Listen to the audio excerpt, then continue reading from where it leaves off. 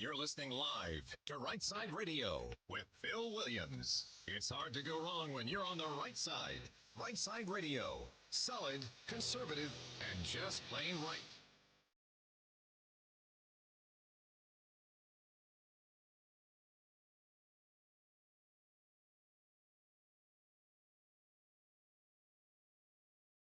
Alabama and Tennessee syndicated news talk leader, Rightside Radio. Phil Williams here live in the Rightside studios. Man, we got the local, the state, the national, covering down on all the issues. And oh yeah, like the dude just said, solid, conservative, and just plain right. Well, welcome to a Meatloaf Monday. It's a Meatloaf Monday, like all day long. Hit me with some meatloaf. I'll try the meatloaf sandwich. Do you know what that is? Yes, meatloaf. What is it? I'm only asking in case I have to describe it later to a doctor. Look, it's nutritious. It's delicious. Made out of meat. Add ketchup if you want. I couldn't care less. It's meatloaf. I got all kinds of people in the studio. Hey, can you push that button? Can you turn that dial? No. All right. So anyway, we got a lot going on here in the studio. I'll tell you more about that in just a minute. But in the meantime, pushing meatloaf buttons. That would be JP. Hey, buddy. How you doing? Doing good. I'll probably have to make meatloaf when I get home now. So yeah. Sweet 16. Sweet 16. Sweet 16 meatloaf. Both Bama and Auburn for the first time in 40 years. Auburn heading to Michigan's game now. What, playing Atlanta, is that right? Atlanta. And Bama's got to go to Newark. Newark. The beautiful city of Newark. What good thing can come from Newark? Nothing. Okay. Except a Sweet 16 win. Well, we will hopefully find out. All right. Hey, listen, I'm pretty stoked about today. So coming up here at the top of the next hour, I am going to be headed on to News Nation, doing a national broadcast there with them. But taking over the Rightside studios will be the ladies from STIX. I've been calling them. It's STIX as in STIX, which really stands for Saving Title IX. And that's going to be some names you know quite well. We've got Lee from Huntsville, Emily Jones, and their friend Dee calling in with assorted guests. This is going to be like an estrogen-fueled studio here coming up in a bit. They're laughing, but I have their mics turned off right now, which is awesome. And I'm going to tell you about the Triple Dipper they've got. They're doing one on library lunacy. They're doing one on red on the outside, blue on the inside, the Tesla takeover. I don't know what that means. Is that two dippers in one? I think they're making things up now. And the other is, of course, saving Title IX. That's right. The ladies from STIX going to be taking over the mics here in just a minute. And I'm going to do this because I'll be stepping out here shortly. I'm going to go ahead and tell you guys before I do the Right Side Way monologue, I got to tell you about my friend Stan McDonald, because he is my friend. I see him all the time. I talk to him quite often. Stan McDonald's a great lawyer. He's a partner at the law firm of Wilmer & Lee, and he's the sponsor of our daily Right Side Way monologue. So yeah, Stan McDonald, 30-year veteran in the practice of law. And I always tell folks, I mean, not only is Stan the kind of guy that's going to advocate for your legal needs, but he's been an absolute warrior in the mix for the politics and the policies that right side ruffians care about, because he's an OG ruffian from way back. But Stan McDonald, he's represented his clients in literally thousands of real estate transactions over the years. He can be there for you in local, state, or federal court. I like to say, when Stan McDonald's on your side, you're going to have no greater friend, and likewise, your adversaries would have no greater foe.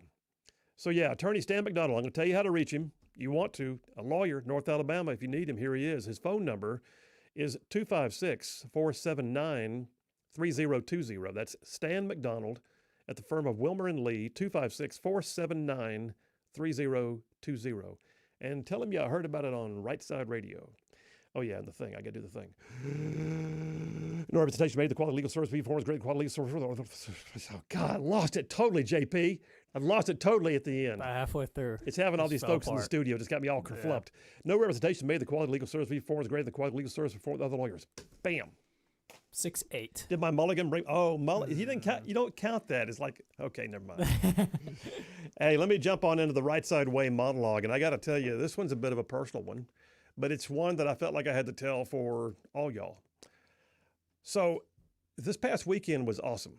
I mean, some of y'all caught that last week I had a birthday, Saturday morning, unbeknownst to me. Charlene had cooked up a plan where my grown-up kids and my perfect grandkids all showed up at the house unexpectedly. It was awesome. The weather was perfect. We played cornhole in the backyard. We grilled steaks and just had basically a wonderful day. You know, there's days in life can seem to wear on you, right? I mean, the trick, though, is remembering what's important. Because there's things that happen all around us, every day, and we can get so caught up in the minutiae of details and bills to pay and work to do and this and that and the other. But all of that pales in comparison to what is real. And the trick is remembering what's important. The Bible calls it encouraging yourself in the Lord.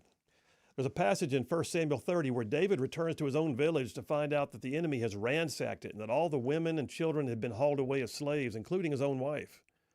So David's men turned on him. They accused him of allowing the tragedy to happen. But we're told that despite being personally despondent over everything that was going on around him, and rightfully so, which no one can blame him for, it was an outright tragedy, that David sat down and encouraged himself in the Lord.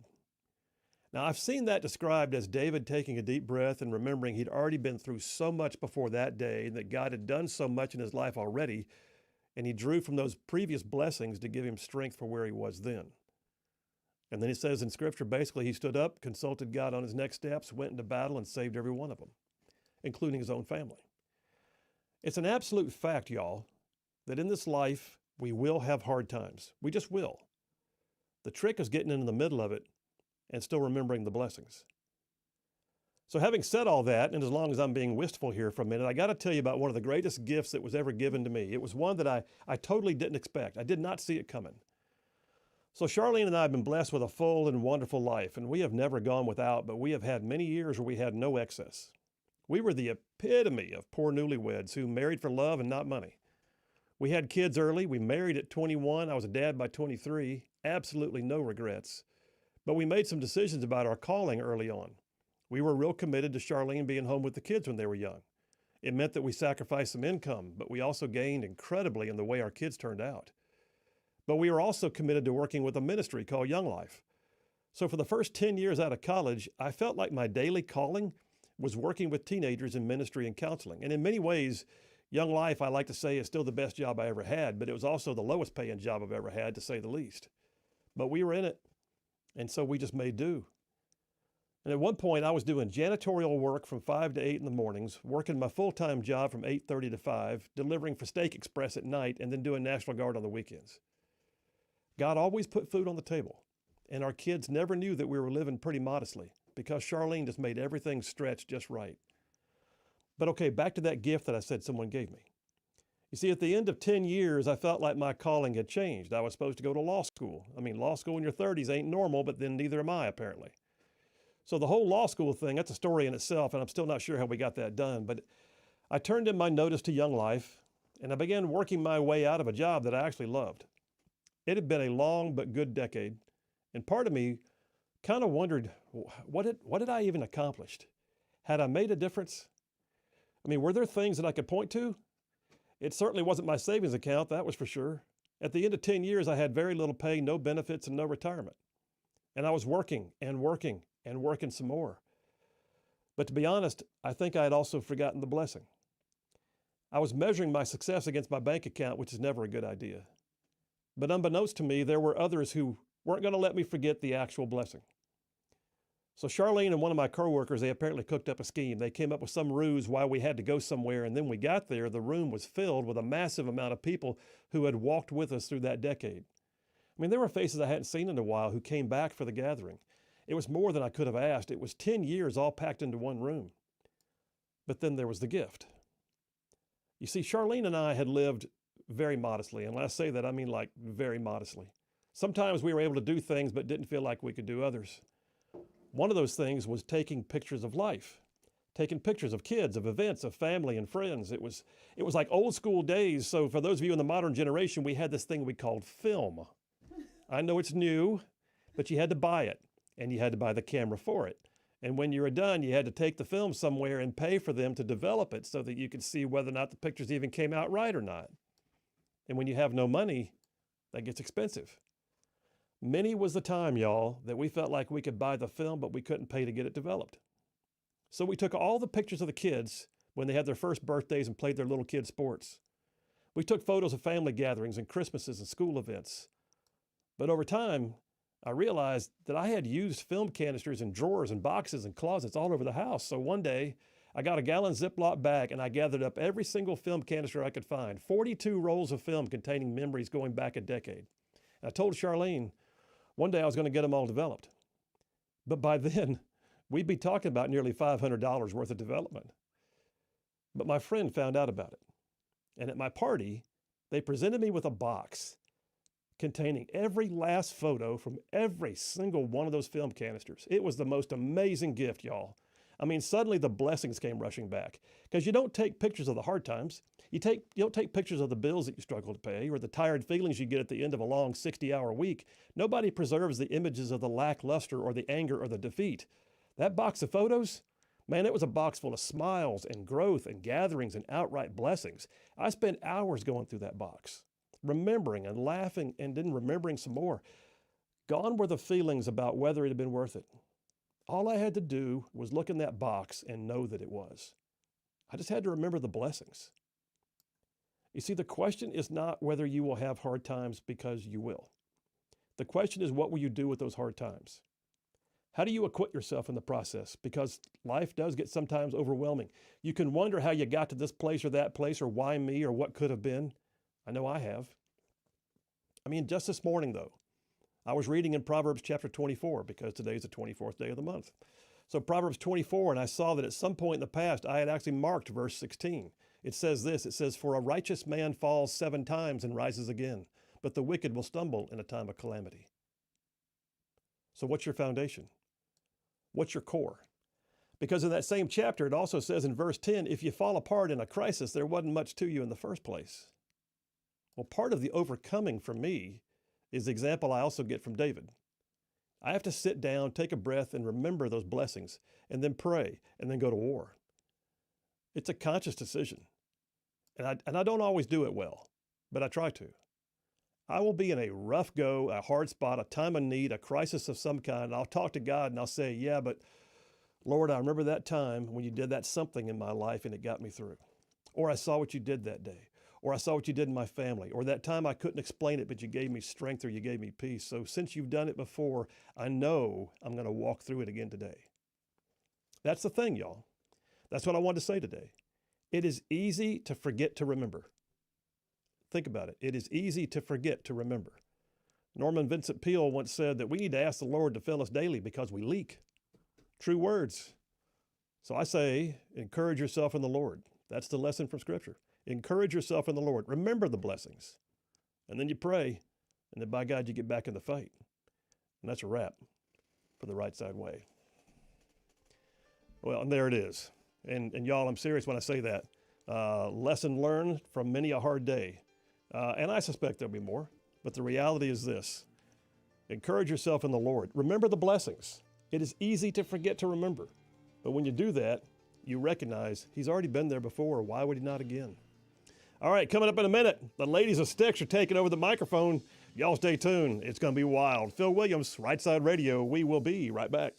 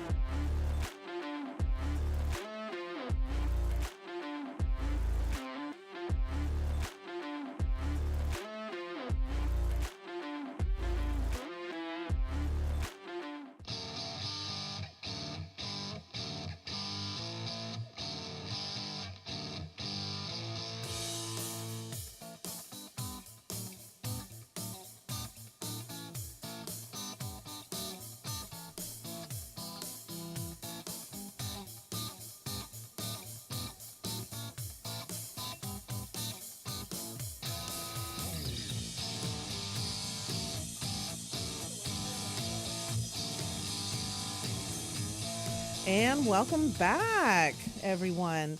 I am Lee from Huntsville, and I am taking over along with my friend Emily Jones, and we are going to do Phil's show. We're very excited because this is, the place for conservative talk.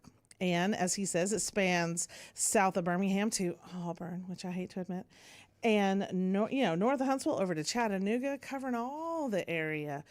So we're excited to be here today, sit in Phil's chair, and we've decided we're going to follow up his wonderful, that was such a sweet, Emily, I thought, sweet monologue. I mean, what a wonderful, wonderful thing to do, to have all those memories, put together for him and those pictures put together. I love that. I legit have about 30. You remember the click and wind? Oh, yeah. The disposables? I legit have like 30 of those at my parents' house that I'm still from college, and I'm like, oh dear God, I'm not getting those printed. I have VHS Oh wow, tapes. that's Too, impressive.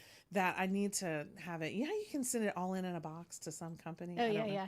I really need to do that. You should. Because like my wedding's on VHS. Oh yeah, yeah. You should do that. I really should.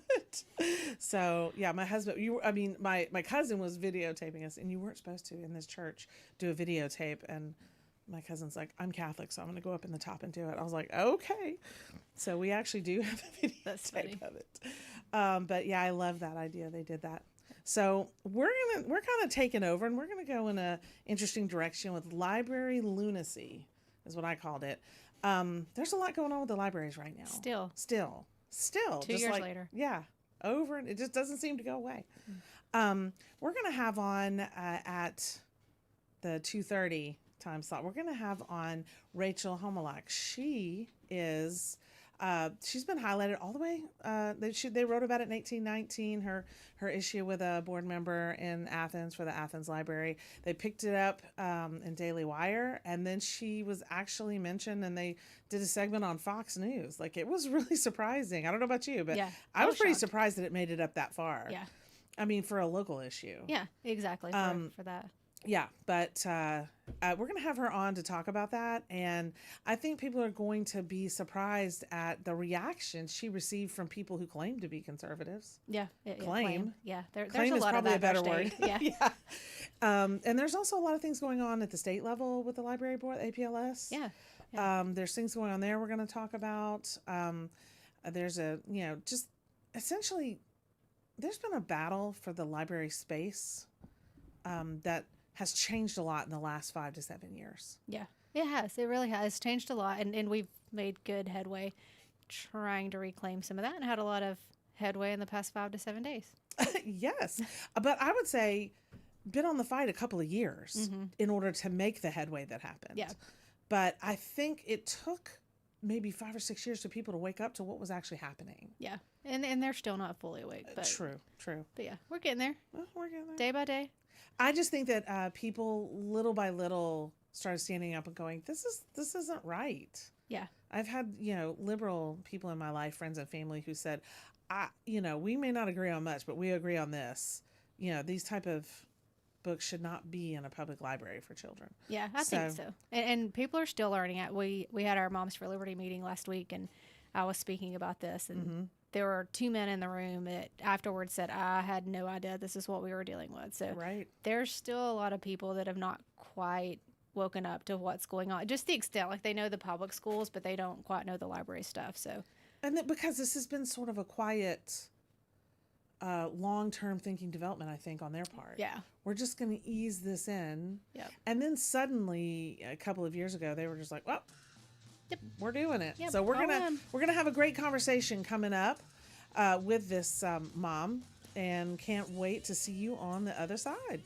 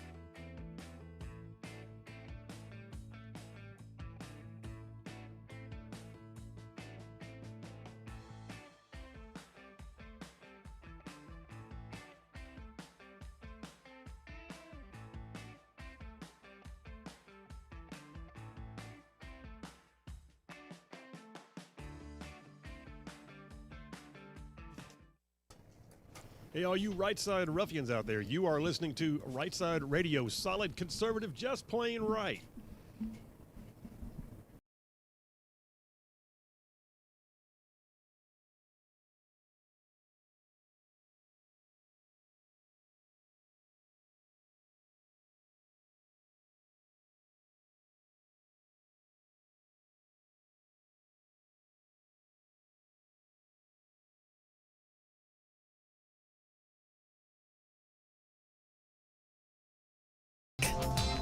I love that lead-in music, JP. I love that album from Van Halen. It's just one of my favorites. Not my generation, but it's good. Oh, whatever. You didn't have to say that. But yeah, I'm a lover of that. Y'all play a lot of good ones from Van Halen, so thank you for that. Let's see. We gotta check our. We got a few texts here. Are you a lefty? No, I'm just Okay, I'm you're just still- making it do. Okay. It says Phil monologue perfect. Amen. That's from Bert in Owens Crossroads. I know, lovely, wasn't it? Let's see. Stephen in Athens. He said maybe that's chump change, but it's what I can do as a former infantry officer, field grade, the battle in Virginia. So that's the imitation. Okay, I'm not really sure what he was saying there, but thanks, Stephen. And John from Huntsville says one sports commentary. Oh, it's never just one with you, John. One sports commentary. By the way, JP, the women's March Madness tournament is way better than the men's March Madness tournament. That is his claim. That's his claim. There has not been much madness in the men's March Madness, no. Oh, has it pretty much been? It's been pretty tame. No Cinderella stories or anything? No, not really. And to answer your first text, John, no, I will not be doing that show anymore. I apologize. I will be filling in for Kelsey on that show the week after next, so you'll see me then. But you just have to watch the Out of Right Field podcast with me to hear my sports takes. But no, I will not be doing Off the Bench anymore. I apologize. Ah, well. See, they love your stuff. Yeah, apparently. I They do. apologize. John's a fan. Well, okay, so we are talking about library lunacy today, and we are going to have on a friend of ours, Rachel. She's going to discuss the incident she had recently with a library board member, and in Athens. We want to go ahead and bring her on so we can kind of get her to explain the story. Hey, Rachel. Hey there. Hi. So How's it going? Hey, we're going. So a story concerning you kind of blew up as of late. Yeah, it was pretty interesting. We had a new library board member appointed, and this person has never been at a library board meeting. I'm assuming she doesn't know anything of what's going on. Her name's Vicki Hereford. And so I approached her at another meeting that we were both at and just said, hey, you know, I've been in this battle here in Alabama, also in Missouri. Can I kind of get you, you know, up to date on what's happening? And anywho, I said, you know, I asked her if we could set up a meeting, and she didn't really want to meet because she wasn't, like, technically appointed quite yet, but I still didn't see the harm in trying to, like, brief her. But I digress. Anyway, I asked for an email, and so I decided, and I told her, I said, I'll email you, you know, some stuff since you don't want to meet personally. And I emailed her some of the books that are very sexually explicit and obscene that are found in children's sections, not only, you know, around the nation, but locally, including one of them, It's Perfectly Normal, which is in circulation at the Athens Limestone County Public Library. Yeah, she didn't like that I sent that stuff to her, and her response to me was she was going to call the authorities.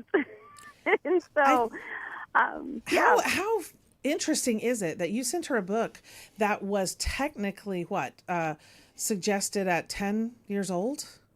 Yeah, typically this book is found in the juvenile section, and it says 10 plus on the cover.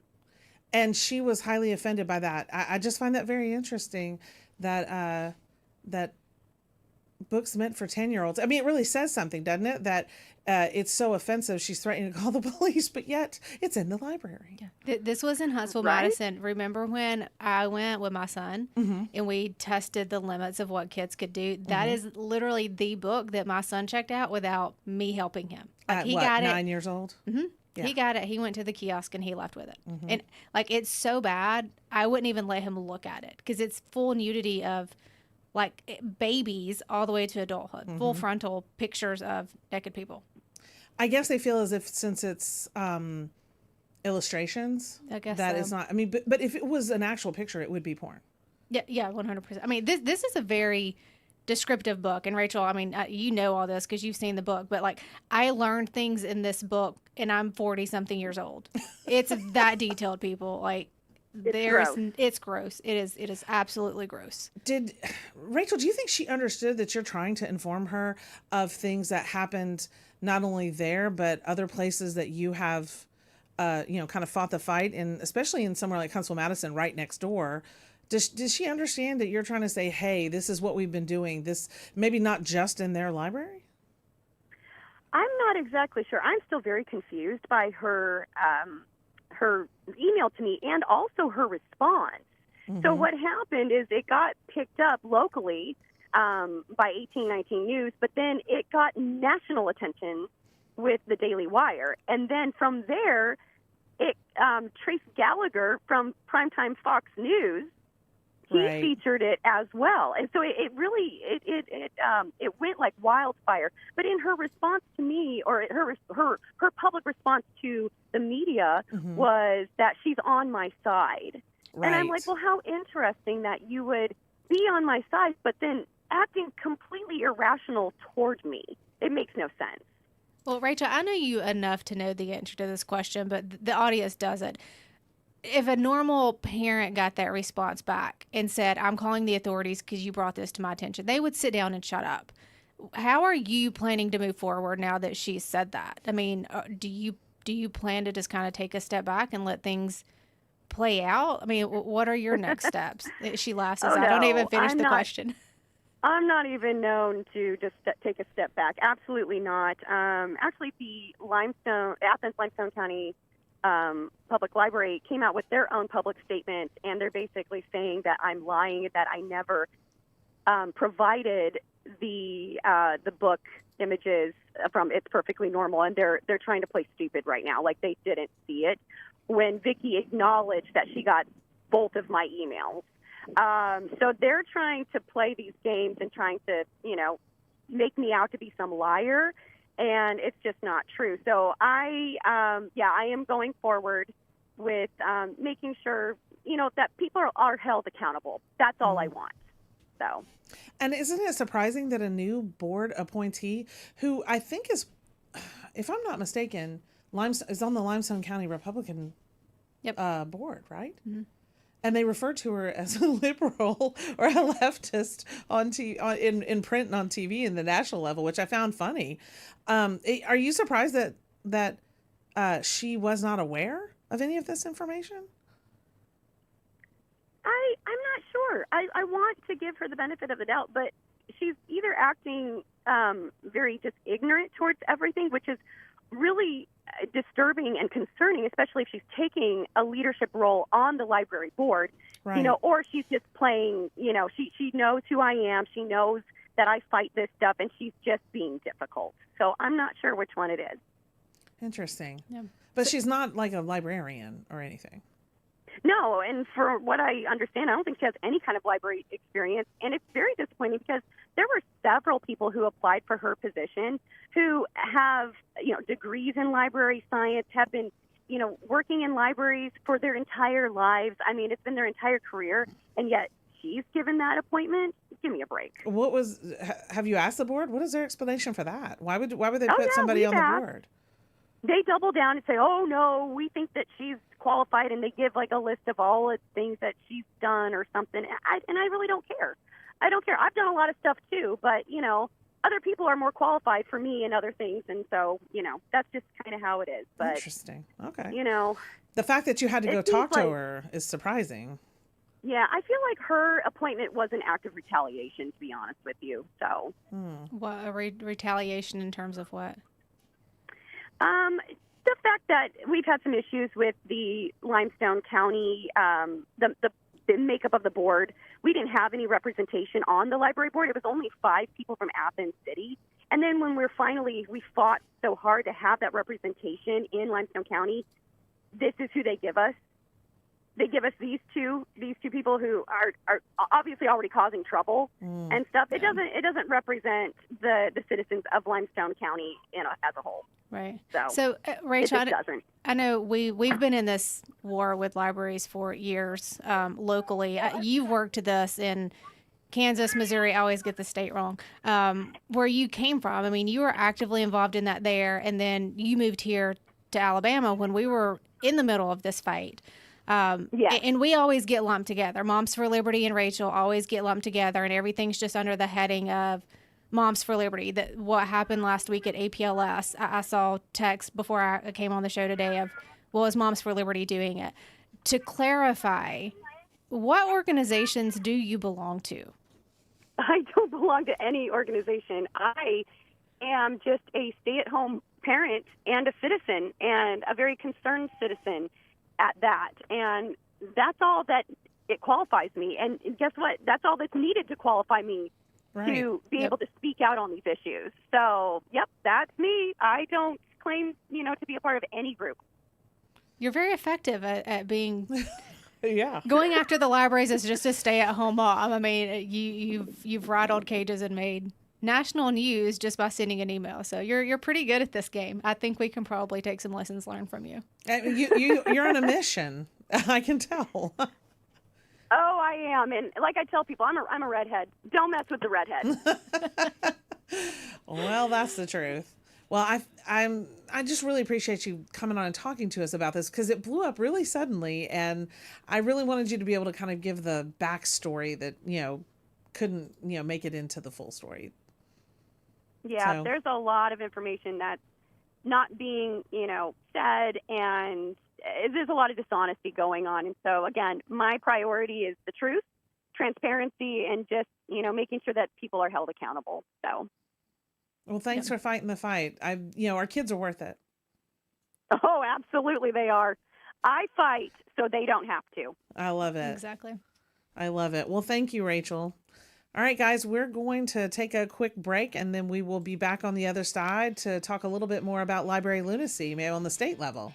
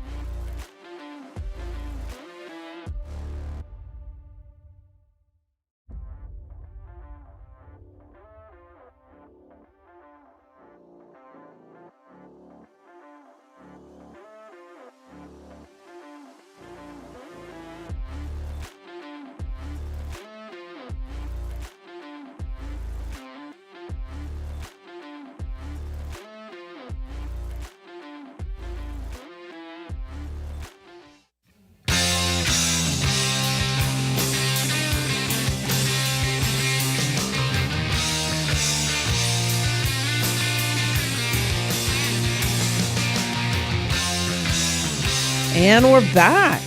This is Lee from Huntsville in for Phil Williams, Rightside Radio. We're just covering most of North Alabama and Chattanooga as well now. Solid, conservative, and just plain right.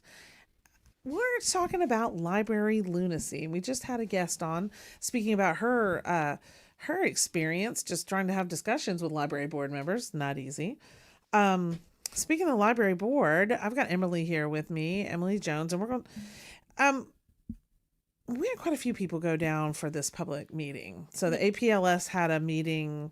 Was it last week? Last Thursday. Yeah, and quite well attended from what I hear. Yeah, and a lot of opinions expressed.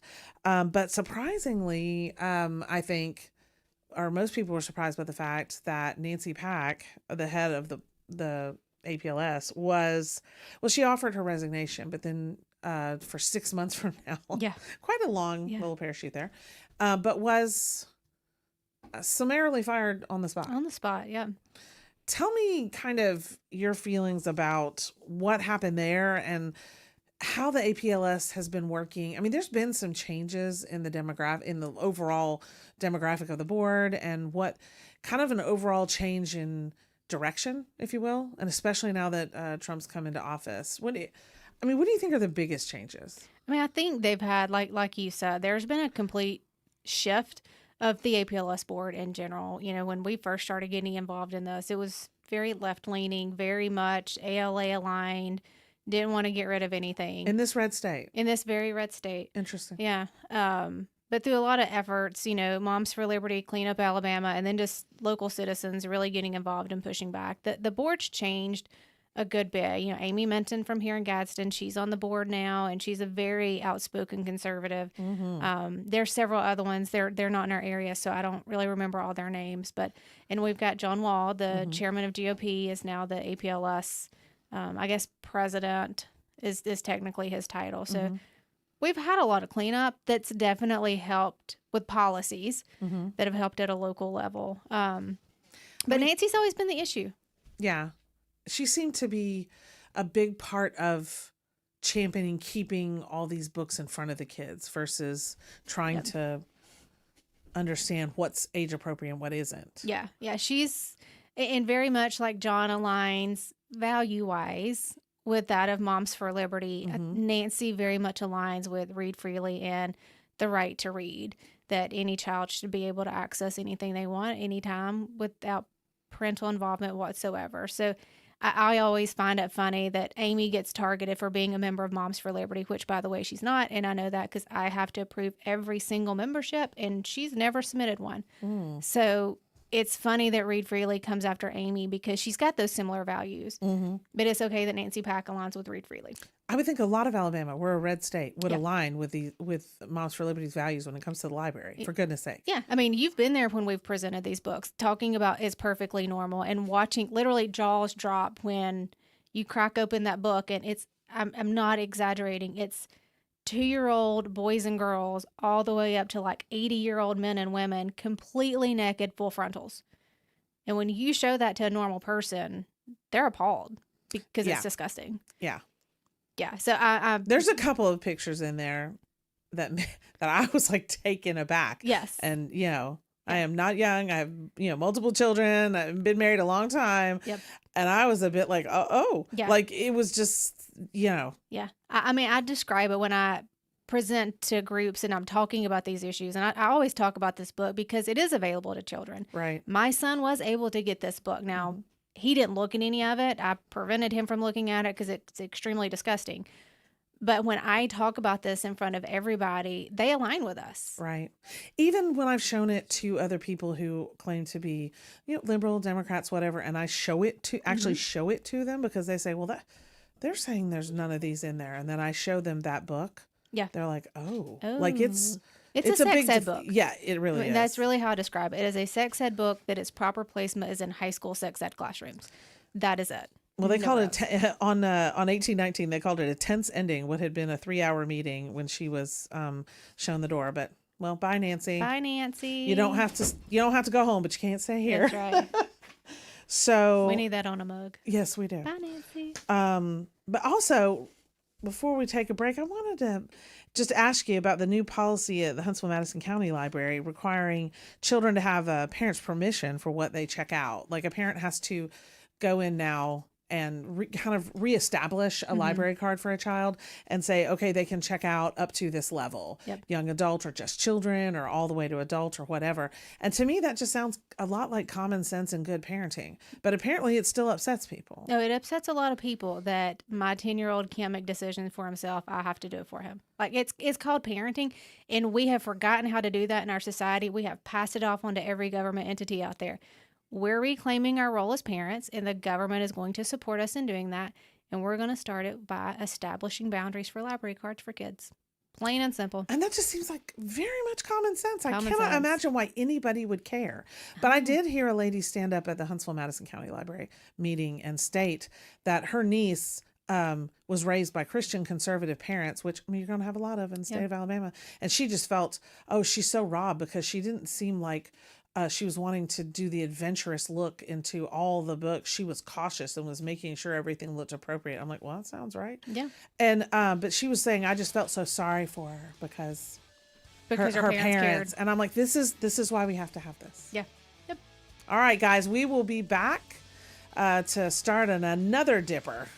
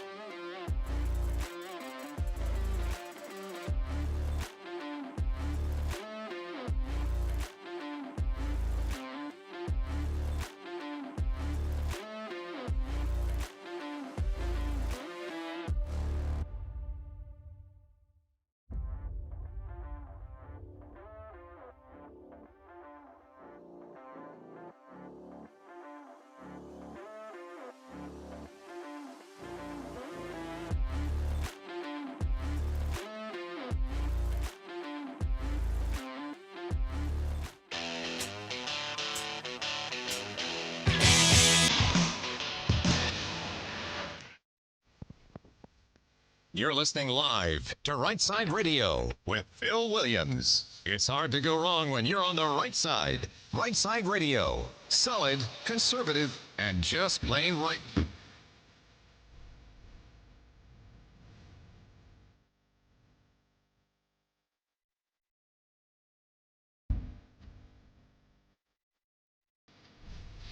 And we're back.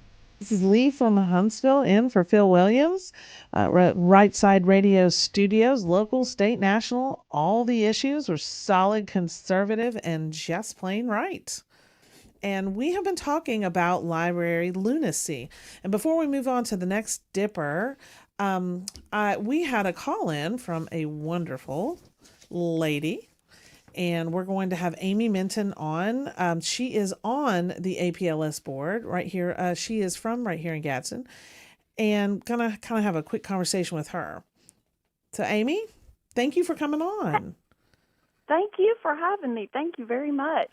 Well, I just want you to talk about this meeting last week. It's been called Tense, and I know the board voted to terminate the employment of Nancy Pack. And then, because it'd been a year-long dispute, kind of is what they refer to it as. And so talk to me a little bit about that meeting and then kind of where we go from here with what the APLS is going to be giving directives to the libraries and that sort of thing. Okay. Well, first of all, I want to say thank you to everybody from across the state that came and spoke at the APLS meeting, and for you and Emily and many people who have been in this fight to protect our children in libraries for years now. But I was encouraged by pastors, Moms for Liberty, Eagle Forum, just so many groups that came out to speak on behalf of children in library books.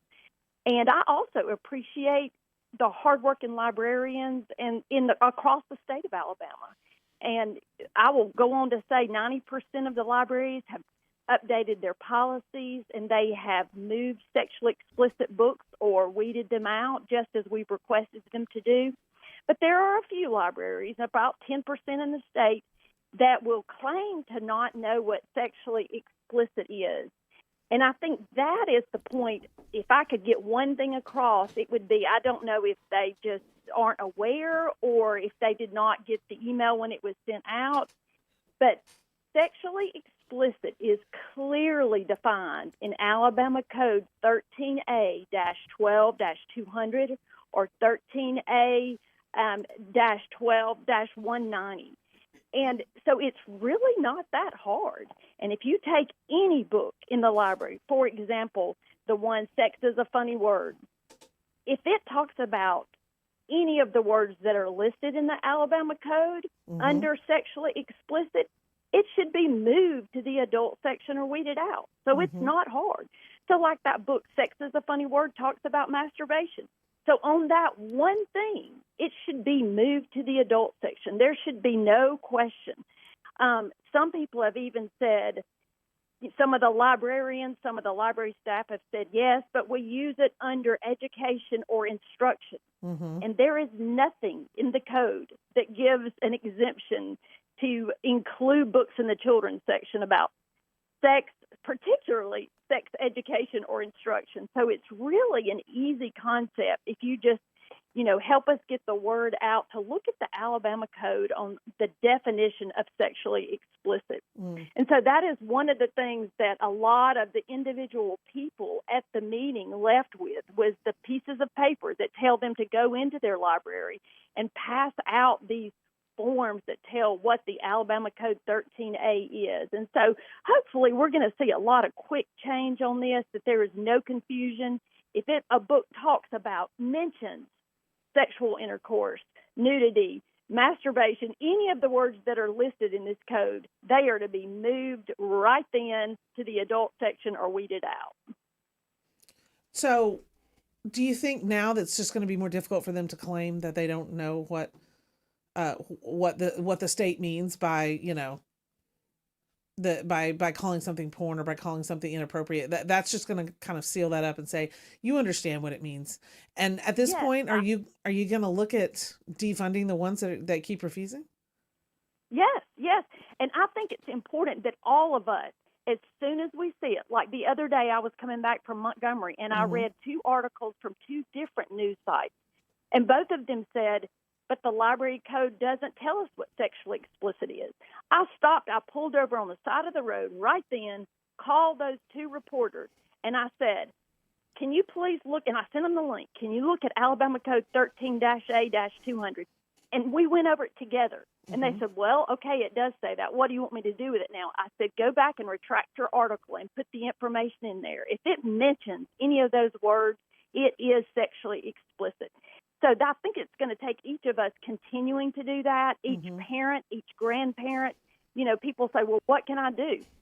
Take this code in there. Take these words in there and show the librarians and say, hey, I found this book, you know, and say it lists the things on this code. Can you please move it? And I have a feeling that they will definitely move it to the adult section at this point. Wonderful. Hey, So, hey, Amy, I have a question because I know we've kind of talked about this on and off. Funding mechanisms. So libraries get local, state, federal dollars. We've somewhat fixed the issue around state funding.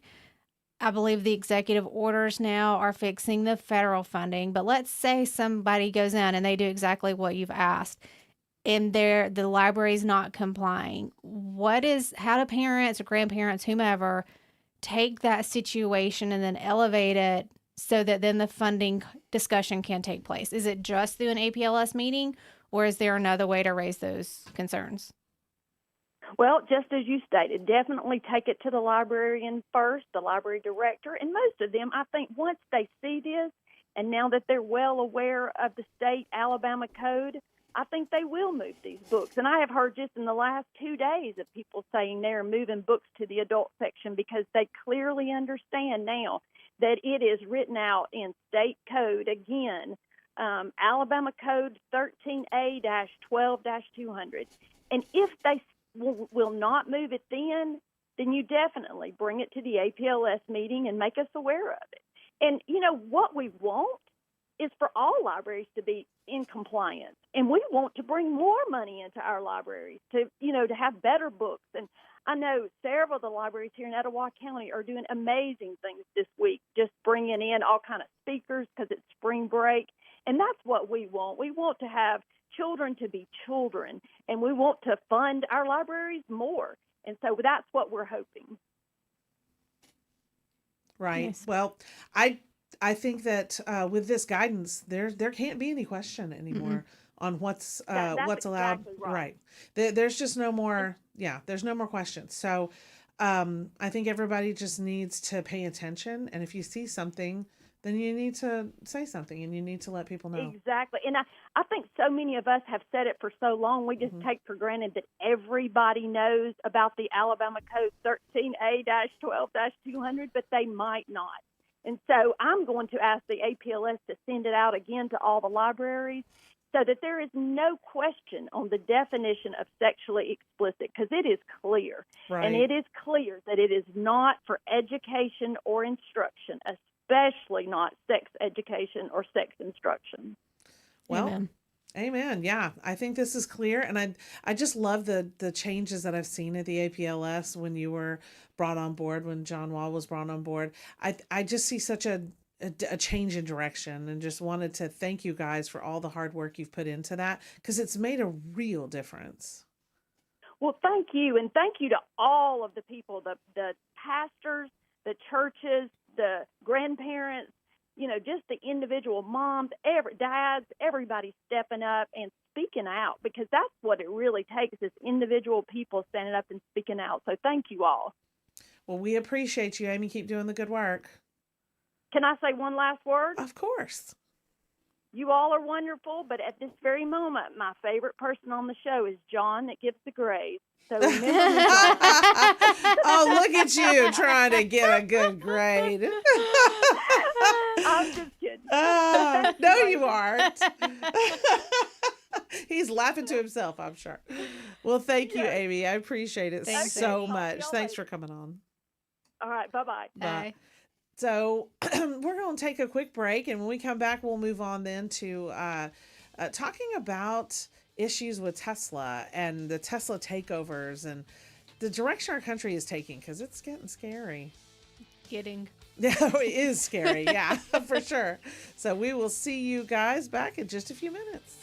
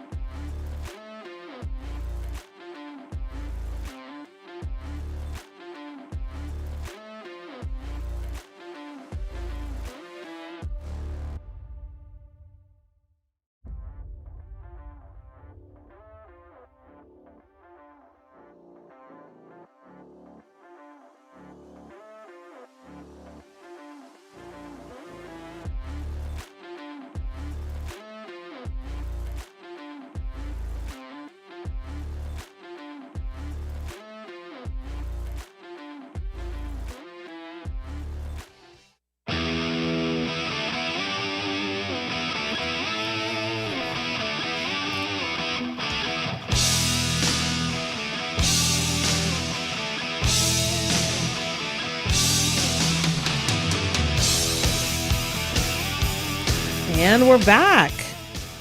This is Lee in for Phil Williams, Rightside Radio, covering all North Alabama and some of Tennessee and all the way down to that cow college we call Auburn.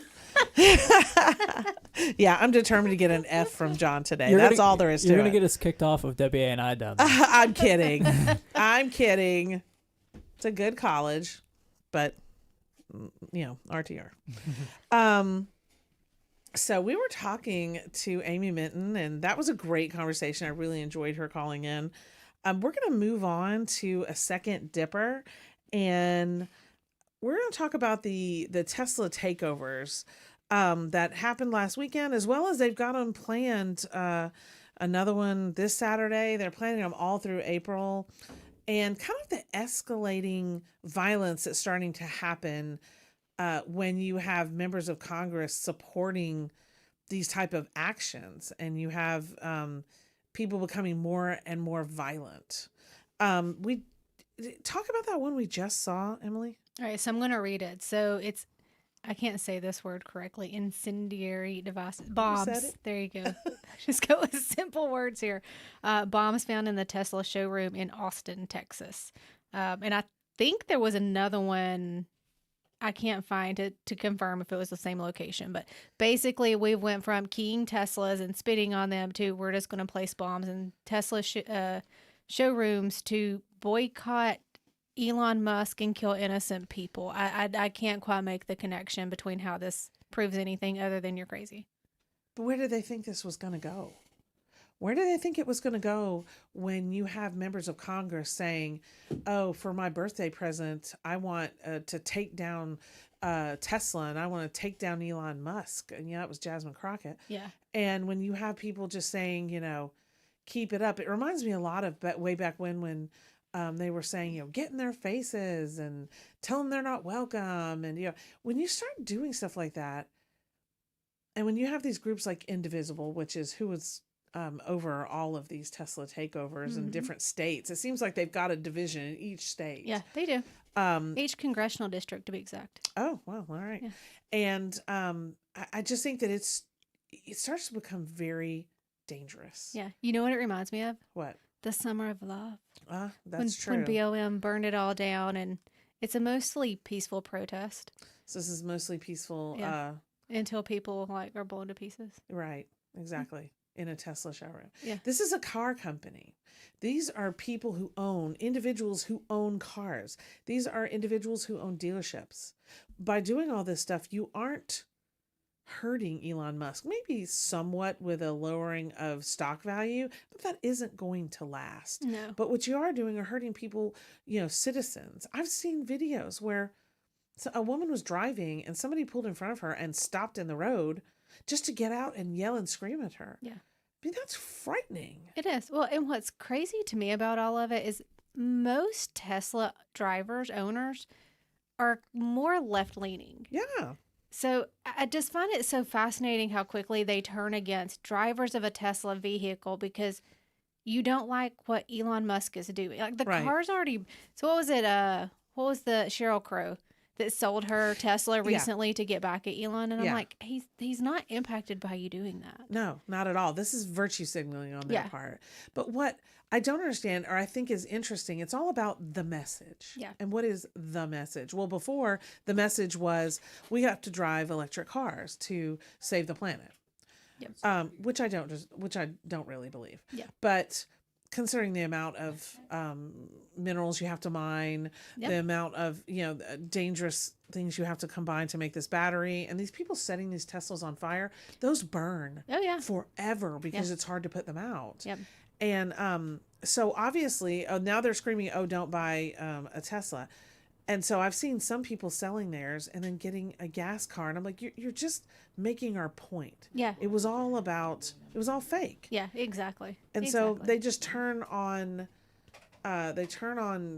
Tesla because they're turning on Elon Musk, which all Elon Musk is doing is trying to save us money. Right. Yeah. How can anybody be mad about saving money? Right. It is insane. Yeah. I will say at least with the insanity that's going on with the Tesla takedown and all of that and Indivisible and all of that, we at least are in a different chapter in the book now where we have a DOJ that's actually looking into the terrorism, because that's truly what it is, and making efforts to actually hold people accountable and go after them and all that. So I agree. Our DOJ's moved away from like putting moms at school board meetings into jail, and now we're actually focused on true terrorism. Oh, so hallelujah. amen to that. Okay, looks like we've got a call. Allie from Athens. Oh, Allie. Hi, guys. Hi. I had to give the boy a little trouble and say, girls, as to whether or not he was going to take the call. You guys are doing beautifully, and I want to tell you about an adventure that I had today with regard to Tesla. I make it a point as I'm out and about delivering Athens now and, just meeting with people to kind of listen to the Holy Spirit and see if there's anybody that just needs some encouragement or whatever. Mm-hmm. And so I'm at the post office parking lot in Athens, and there was this gentleman who pulled in his Tesla. And I just felt like I was supposed to go talk to him. So I did. And I said, look, this might sound kind of strange, but I would like to pray for you and your car. I've never done that, y'all. I mean, I pray for some wild things, but I've never done that. Turns out, here is a man he emigrated here from Puerto Rico, got his wife this car, and he had just been told by their insurance agent that there is a good chance that their insurance is going to get canceled because they can't afford to protect them because of what's going on. Oh, my gosh. And so Wow. we talked. I know. We talked. We prayed together. I got to practice my Spanish, y'all. Got to pray in Spanish like I used to when we lived in Mexico. And he just said, thank you so much. And I don't know what's going to happen for this fella, but this is really, really crummy. It's really playing dirty, Yeah, it is. Wow, thank Democratic you so much playbook. for calling in with that story. I didn't even realize that might happen. Wow, I'm so glad you prayed with him. Nice. Okay, well, there's the music. We're going to take a quick break. I appreciate that call. We're going to have to talk about that on the other side. But we will see you back here in a few minutes on Rightside Radio.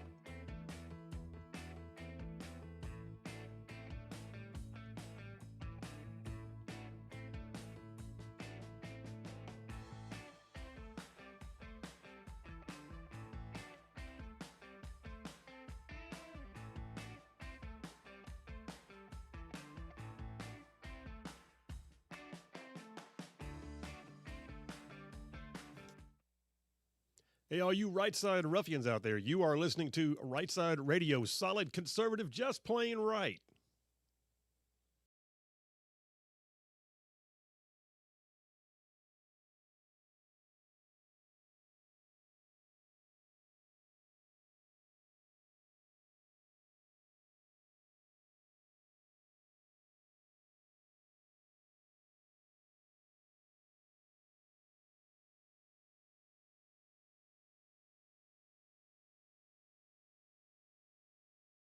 From Huntsville in for Phil Williams. It's Right Side Radio. We're solid conservative and just plain right, making common sense common again. We've been talking about the Tesla takeovers, if you will. They've turned more violent as of late, but even in the beginning, there were attacks on charging stations. There were attacks on dealerships themselves, firebombing, like Molotov cocktail type attacks. And Emily, I don't know. I feel as if it's just being encouraged. It's certainly not being discouraged. Yeah. And even though operations like Indivisible, which where's their funding coming from? Mm-hmm. I think you have looked into it somewhat. They have Act Blue funding, right? They have George Soros funding, like dark money, and then Act Blue manages, air quotes, their campaign giving. Interesting. Yeah. So basically, if you go donate online to the organization, Act Blue is managing all that for them. Interesting. Yeah. So it's a lot of the same players. Yeah. Yeah. Nothing new. Yeah, kind of like when they that funny story about AOC and Bernie Sanders having that rally. Yeah, 100%. And they looked at the geo-tracking. Geo-tracking of the phones. That seems to be a lot of the same people going to a lot of these events. Yeah. Yep. I tend to think that's true about the Tesla takedown as well. I think it's a lot of the same people. I think it's the same people. I think it's the same people that were doing the riots back, a couple of years ago, trying to really just draw attention more or less to their cause, whatever they want to claim their mission is. But it's the same people over and over and over again. I agree, and I think that it tends to make them look like so much more a loud voice than they actually are. Yeah. And so many of these people are paid. Yeah. They're not just there for fighting for their conscience. They're not there because it's something they truly believe in. They're there because they're getting paid and they're activists. Yeah. And I kind of look at them as a combination of sort of like BLM, Antifa, the PHAT women, kind of all combined, Yeah. Well, I'm sure it is the exact same people. But yeah, I mean, we always talk about how they mobilize well. And from the outside looking in, they do mobilize well. They've always got good numbers at events. But when you take a step back and you start peeking into the details, like it really does become more, well, they're just paid to be there. So it's not necessarily that they're mobilizing. They just use the same people to do the same thing. Right. No, I believe that. And do you think that part of the, I would say, I guess, blame would fall on the Democrat Party and the leftists for seemingly encouraging these type of attacks? Yeah, I mean, I definitely think that's a huge piece of it. I mean, we've seen the videos where Jasmine Crockett's encouraging them. Her birthday wish is that people go and attack Teslas and all that. You've got AOC and Bernie. Well, I've not necessarily seen where they're calling for any of this. Mm-mm. They're definitely involved in it. To your point, like they're not discouraging it. Right. And through that, you are encouraging it because you're not speaking down to it. You're not saying stop this. You're not saying, Elon's there, not illegally or anything like that. Right. You're encouraging acts of intimidation. That's ultimately what it boils down to. They're trying to intimidate people to not support Elon or what he's doing with Doge. Which I think is funny because he's really just advising. Yeah. They're looking for ways to save money. They're looking for, just honestly waste, fraud, and abuse. Yeah. Who would not be behind that? Of our taxpayer but they dollars. can't be behind it because they have to, be That's how against they get paid. anything that President Trump is for. Yeah. They Well, automatically have to be against. That's how you get people like Nancy Pelosi, who has a salary of $180,000, and yet she's got 50 billion or 50 million, whatever, net worth. Yeah. It's because of stuff that Elon Musk is uncovering. So that's ultimately the issue. Is they recognize he's going to uncover their dirty schemes. Yeah, I believe so. All right, we've got a caller, Kareem from Huntsville. Interesting. I've never talked to you, Kareem. How are you? Hey, how you doing? First off, I'd like to say y'all ladies is doing a great job. Well, Thank thank Holding you. it down for Phil. Appreciate it. Now, let me tell you something. Elon is the one that injected himself into politics. He should have just stuck with his cause and everything else, enjoy his money, but he put himself out there. I don't disagree with that. Backing people down, he did. When you backing people down into a corner, they are going to fight back. It's just that simple. It's the things that he want to do. And the information that he's requiring is not even required for him to do the job that he want to do. There's no reason why he should be looking at your tax returns, your Social Security, your student loans, or anything else that you got going on privately in your life. Is he in order doing for him that, to do his job. I mean, I'm not sure how much of that information he's really interested in. I think he's more It looking doesn't matter for. if he's interested in it. If he's still looking at it, he's not supposed to be looking at it. This is your personal information. Why are you so comfortable? That's just like Because me. the Would you people in give those me your departments tax already return? had that. But The people that worked there already had this access to my tax returns. And But are they looking at because personal that tax was- returns? Because that was their job. That was their job. Right. But would you want me to have your tax return, your Social Security number, your birth date, your information? I mean, But if can you I ask work there, Can I ask a question though? I don't think USAID Please. has my Social Security number, or my tax return. So I hear you. But what about the other offices? I'm sure they do. I'm sure they have it at Social Security and everything else that he's. But sticking he's his not been to nose in, Social IRS Security and everything Administration. else. Okay, but I think that And my question for you is: do you mind somebody? I mean, is this something you're against because it's Elon Musk and he's close to Trump, or I mean, are you not for cutting It's something waste that and I'm fraud? against because. Listen, okay, but see, and that's the part that get me. You keep saying waste and fraud. Okay, even if they find $20 billion over there, we are still paying him $8 million a day. Make it make sense. How are we paying him $8 million a day? If you want to say because from his contract, he's making $8 million a day. Are you talking from about the United SpaceX? States government. Talking about SpaceX? I'm talking about Elon Musk. Right, but He's you're saying making $8 million a day. He's not making $8 million a day as far as paid for doing Doge. He's making $8 million a day. But So doing if you want to what? cut fraud and waste and everything else, why would you turn around and give trillionaires and billionaires $4.7 trillion of the taxpayers' money, Hey, and then Kareem. take grandma's Social Security and health care? Make it make sense.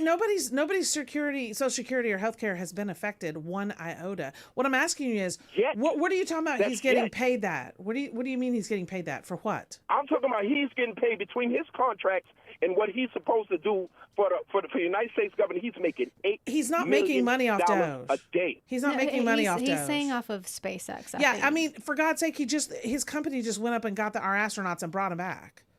I mean, that's what they do. And if he's making this money off the government, so nothing that he's doing is waste and fraud. He's not looking at his own companies. Nobody is watching his records, watching what he's doing. Nobody got their hand in his pocket. Meanwhile, he's backing all these people to the corner, and we're talking about Republicans, Democrats, people that voted for Trump. Right. And every time they come out and they try to speak, the only thing y'all say is that they're paid agitators or they Black Lives Matter. These are people some of these people actually voted for him and didn't believe that they was going to do that. Hey, So but y'all Kareem. take everybody and group them together and think that these people are not supposed to fight back. Hey, And they're Kareem, gonna can I? anybody You in the know corner, they're who's gonna fight fighting back, Kareem? You know who's really fighting back? Are all the Democrats angry that their slush fund called USAID is being taken away from Give me a them? break, ma'am. This country is 250 years old. Under Trump, nobody says anything about the money he got from China and everything else. Or when He's a Republicans businessman. was in power the last time. He actually has now a it's all of sudden- product. So But Joe Democrats Biden was doesn't the have a only ones product, robbing and the he got country. paid. Trump actually has a Democrats product. was the only one robbing the country. Marjorie Taylor Greene got a couple of $1 million from the PPP loan program and didn't have to pay nothing back. Meanwhile, you get Nobody people out there did. getting locked up because they got $20,000. Most people did not have to pay it back. And they getting locked up. You know why? Because sense, they man. faked it. They lied. People who lied about having employees, people who lied about, some people just lied about having a business at all. I personally know of a couple of they people did, that of course. lied. I know a lot of people took advantage of it, but it still doesn't negate the fact. You can't look at cutting Social Security and kids' school lunches and stuff like that and turn around and give billionaires $4.7 No trillion. one is cutting Social Security. I don't know what you're talking about. And who's cutting school what about lunches? Kids' school lunches? What about health care for kids? What about it? Can you provide an they doing example of all where of that these was policies. actually cut? Where are school lunches been cut? Other And by than the a way, headline, like where is a school that has had that happen? They've been actually it's all in his little plan of But let's talk about actions, not what You're talking could. about what's gonna happen. This Even is if a it's not fever dream, happening now, it's Kareem. gonna Fever happen dream. Because he don't have the people's best interest at heart. How do you I know don't this? understand why y'all don't see it. Y'all not billionaires. Y'all not millionaires. It's got to be affecting you also. It But y'all hasn't. Not invested- even a little bit. It is Y'all affecting so me. I invested work in this an man area that's being right. cut. Yeah, I mean, she Listen, works. You are She works so with. invested in this man being right that you refuse to Not at call him all. out when he's doing something wrong. Not at all. I agreed with you in the fact that he did put himself in this position. He did put himself out there to be criticized because he started. He didn't have to do this Doge thing. He wanted to help find he it. didn't. So why is he doing it?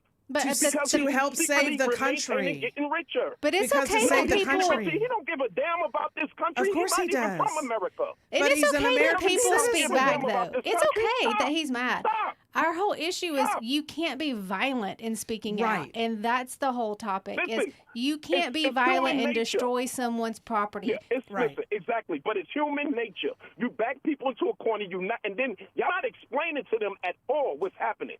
It's just happening back to back to back to back like that, and nobody is explaining. Say, well, the reason why he's doing X is because of Z. Y'all not even explaining that. Y'all just saying, "Oh, I trust him more than I trust." I never Biden. said that. I don't trust this one." anybody. No, but you know what? I'm not talking about you specifically. I'm talking about the Republicans all together. And then you have the Republican senators and congressmen that's scared to stand up to him and say, no, you can't do that. You shouldn't do that. Why are you doing that? Because Nobody they is think they're gonna afraid. get primaried in the next election. Kareem, this is what we voted for. Meanwhile, No one's afraid. the American people continue to get screwed. And I'm telling you, all the naysayers, all you guys are sitting around here, oh, let them do it. They're going to start coming at y'all next, man. Because what they're saying is that. But Kareem, we got to cut it short, Kareem. We're low on time. I do appreciate you calling in, though. But Bill, listen. No, we got to go. We're short on time. We got to go. But thank you for calling in. I appreciate it. Okay. Well, he was fiery. He's fiery. But Kareem, thanks for joining, though. Yeah, but, he's fiery and wrong, but he's fiery. I don't trust Elon. I don't trust anyone. That's who I am. But it is. I am impacted by what he's doing, 100%. But I have seen the headlines. Oh, you're going after my social. Look, the U.S. government owes me money every year for my taxes. So coming after my personal taxes does not do you any good whatsoever. Nope. He's not touching individual income taxes of people like us. We don't have enough money to do anything. This is just fear mongering is all this comes from. So, all right, we've got to take a break. We ran long due to Kareem's enthusiasm. We'll be back in just a few minutes.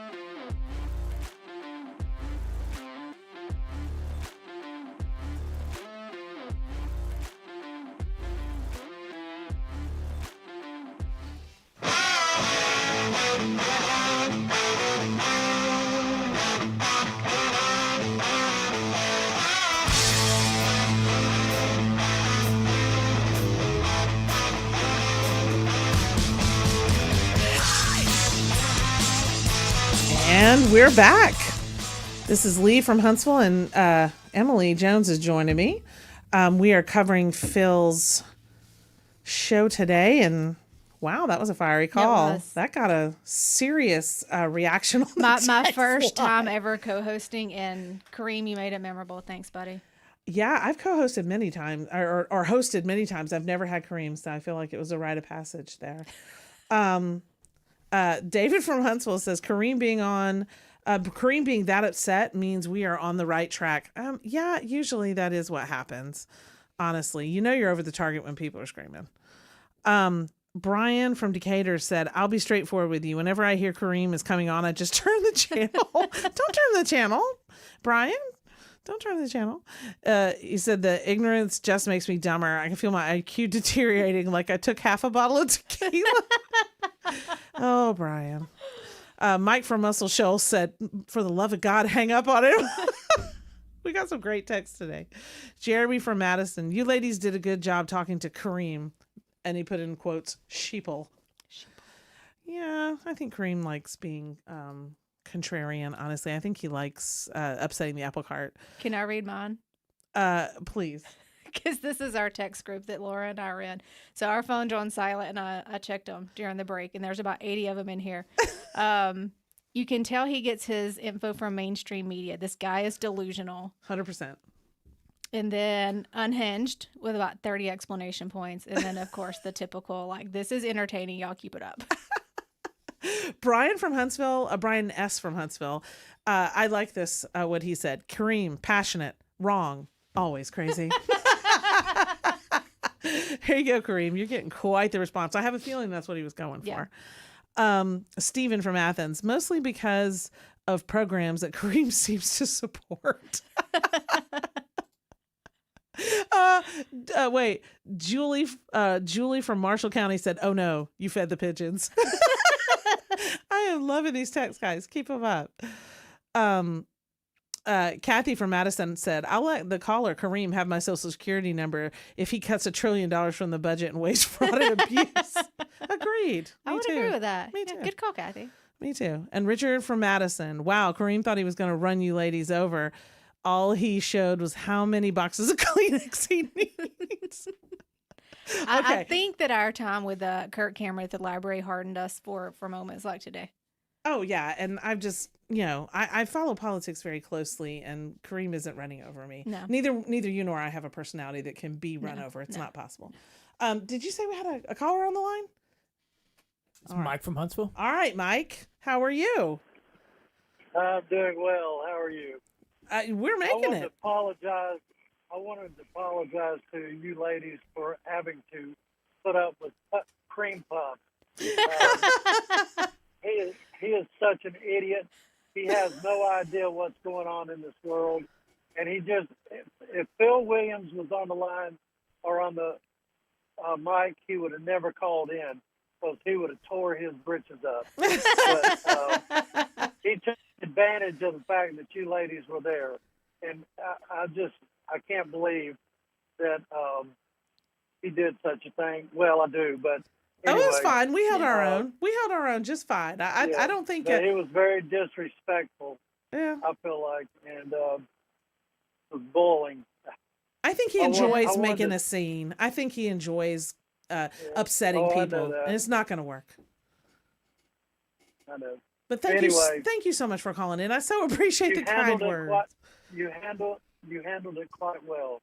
Thank you. Thank you. Of We're course, used to I it. would have hung up on him about halfway through. I really did want to get the question answered, though. Give me the example of the things you're talking about instead of just reading a headline and then throw it at my face. But he never got around to answering that one. Nope. Well, thank you so much for calling in. I appreciate it. He don't know his facts. No. He just spits out stuff that he don't even have anything to back it up with. Agreed. Pretty typical. Y'all have a wonderful day. Thank you so much. We got another one. David from Buc-ee's that said, is Kareem a paid agitator? Could be. Hey, that's a good question. We hit a nerve, so probably. Jeffro from Indiana. Hey there. Don't know where you are right now. Hope you're driving safe. He says, it's like I told Phil the other day. You can lead a liberal to wisdom, but you can't make him think. 100%, Jeff. 100%. Always wisdom from you.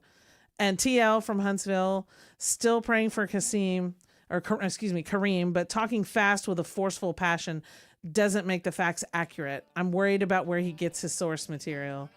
100%. As my grandfather said, talking loud don't make it right. All right, we will be back shortly.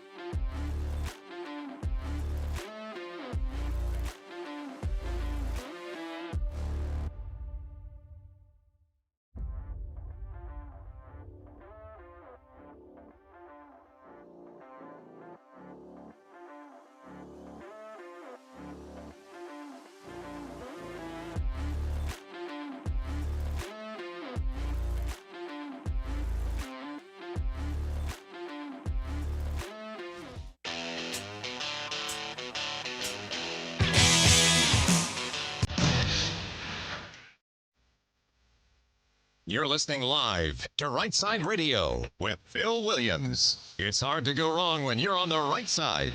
Rightside Radio. Solid, conservative, and just plain right.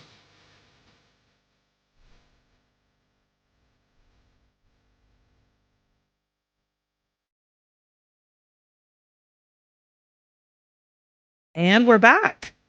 This is Lee from Huntsville with Emily Jones, and we are here in the Rightside Radio studios, and we're handling business here for Phil today.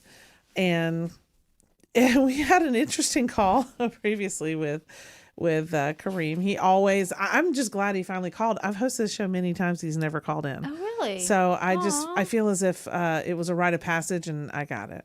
We got to experience that together. Yes. Memories made. Memories made. We'll go to some text here. Larry from Decatur says, ladies, when someone makes it more difficult to steal money, the thieves and the people who sell their votes to them are naturally going to be upset. Yeah. Truth. Yeah. When someone has a truth. slush fund and the taps are turned off, they start screaming. Yep. So just look for the people who are screaming the loudest about this. And then those are usually the ones that are the most angry about this. And I wanted to say this earlier with Kareem, but, you couldn't really talk. The money that Elon Musk is making, those were contracts signed under Biden's term. Yeah. So, yeah. Small little fact. Well, that's inconvenient. Yes, it is. It's inconvenient. John from Huntsville says, if my grades were strictly about entertainment quality, Kareem would get a perfect A++. But it's not. So his grade barely registers on the John from Huntsville grading scale. I've still got a chance here. That's all I heard. Yeah, because literally, he, if saying it loud got you the top prize, he would get it. David from Buc-ee's said, gotta say you ladies handled Kareem well. I've heard him with Dale Jackson, Yaffe as well as Phil. He seems to get louder and more passionate when you try to pin him down with specifics. I believe that's because he has none with which he can cite. Well, he didn't today. There was a lot of will happens and maybes and, it's gonna happen and about to happen, but none of any actual facts of things that have actually happened. Right. So, yeah, I'm going to go on facts and not on conjecture. Yes. So, but no, I think he got exactly what he wanted, which was, to be contrary. I can call back anytime I host. Love it. So those are some great texts. And we also got some personal great texts on that one. So that's going to be one for the memories. Yes, for sure. I also wanted to bring up something before we leave this topic, which I found interesting because 3 people have been arrested so far for the attacks. For the violent attacks, like the big ones. Yeah. Even one guy accidentally set himself on fire trying to, karma's great. Dumb criminal, trying to do that. I mean, they've got to understand this is electrical in nature. But what gets me is why start fires that are so difficult to put out? I mean, it's just so bad for the environment. And these are supposedly people who are so big on the environment. I guess not. Yeah. Or I think you somehow see that it's not really. Well, they're irrational people. Yeah. I mean, like we're rational, logical thinkers. These people are completely unhinged. So Right. it's all about doing harm. Again, not sure who we're harming by burning a car, but okay. Right. Well, and the thing is, you ever heard of watermelon politics? So it's what they use for environmental. You cut through the green, which is the environmental, and you get to the red, which is socialism, communism. Yeah. And that's just it. You see here that it being electric cars that are burning and how bad for the environment doesn't really matter to them. What matters is the message at this time, Right. which is Rocket Man bad. Yeah. And so they're just going to do whatever. They just follow instructions and repeat slogans and repeat headlines and repeat, slurs against him. It's not like Kareem even mentioning that he's not even from America. Well, he's not running for president, Kareem. Right, yeah. He's he's originally from South Africa, but he's been an American citizen for quite some time now. It hadn't been recent. Yeah. Well, and as a reminder, Elon got into this because of what he did at Twitter. Right. Because he acquired it, he gutted it, and he turned a cesspool into a mostly profitable free speech platform. He has a proven track record of cleaning house and being efficient with dollars. That's why he got this role. He cut Twitter's workforce by 80%, and it still runs. It's better. It's better. Yes. And I look at that and go, and I think that he saw the ridiculousness and he saw the lack of free speech and he decided he had to step in. All of this is at great personal loss for himself. Yeah, he's a billionaire. And I think you mentioned trillionaires. There isn't a trillionaire yet that I know of. But I think that he's doing this and at personal loss to himself, and he doesn't care. Right. Because he believes in what he's doing. Yep. And I don't think that they're rifling through my tax returns. No. But what I think they are doing is finding programs that are ridiculously wasteful. And I just saw where they were cutting. I saw this on the news today. They were cutting a lot. It was a lot. It was like, I want to say $60-something million that we were giving to Australian universities. Yeah. What are we doing? Yeah, I saw that. Like, what are we doing? Yeah. We have people. If you've got a veteran sleeping on the street and you're giving tens of millions of dollars to Australia's university, why are we doing that? Right. We cannot be the world's piggy bank. It doesn't work. Yep. We have to, and I think what he's doing is trying to right the ship, because when you have a ship as big as ours and it's heading off a cliff, to turn it takes such incredible work, and sometimes it's not possible to turn around an economy once it reaches like terminal velocity of going over the edge. Right. And I think that's what he's trying to do. And I think that he's because he is invested in our economy, and if we go belly up, that's definitely going to hurt him as well. So I'm not saying he doesn't have any invested interest in it. Yeah, I'd agree. But he did put himself in this position. Yeah. And he did it at great personal cost. Mm-hmm.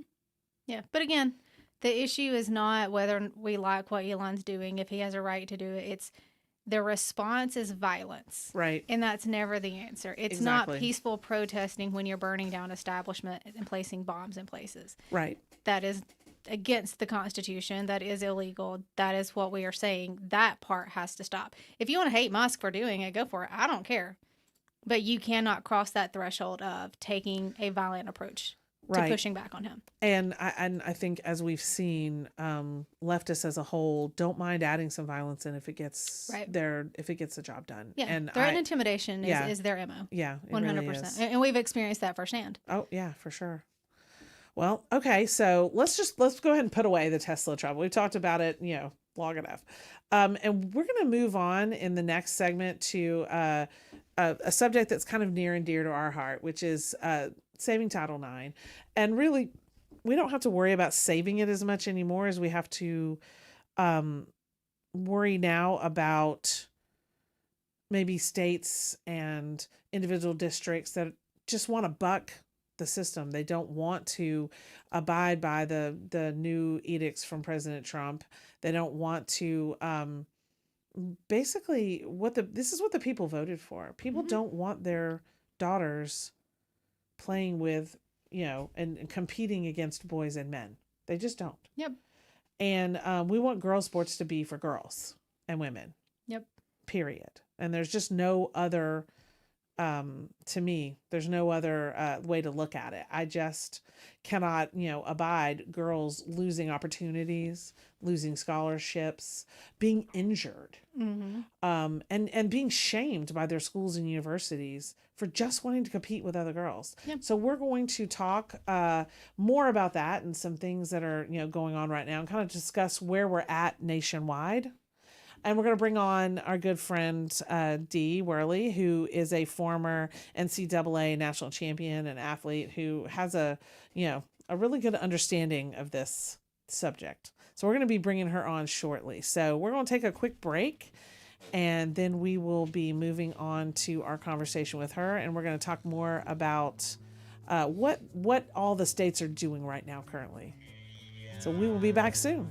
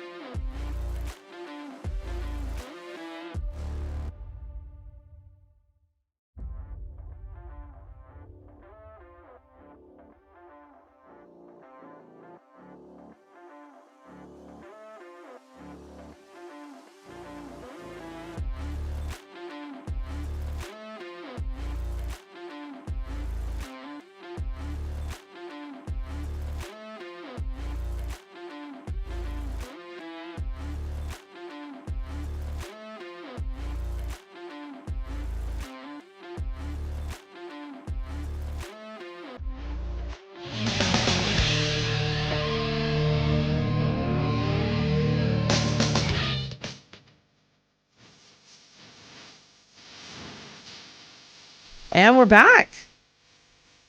This is Lee from Huntsville in for Phil Williams, and with me is Emily Jones as my co-host. Thank you very much. We're solid conservative and just plain right. Wouldn't you agree? Ask Kareem. Just plain right. Yeah, I don't think I'm going to ask Kareem. So actually, we're going to move on to a different subject. We're going to move on to a subject kind of near and dear to our heart, which is Title IX and the changes that are being made. And we all know that the Biden administration tried to change Title IX to recognize gender identity.